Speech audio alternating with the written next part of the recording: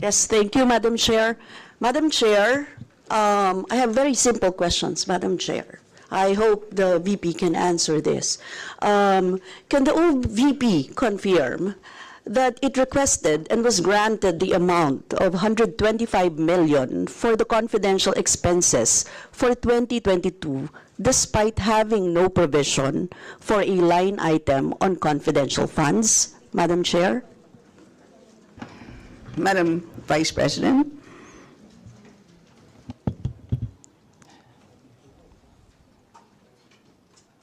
Madam Chair, that is the subject of Supreme Court cases. Yes. Kong Eileen, Madam Chair, please proceed. Yes.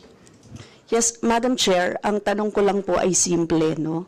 Kung may provision, kung may line item,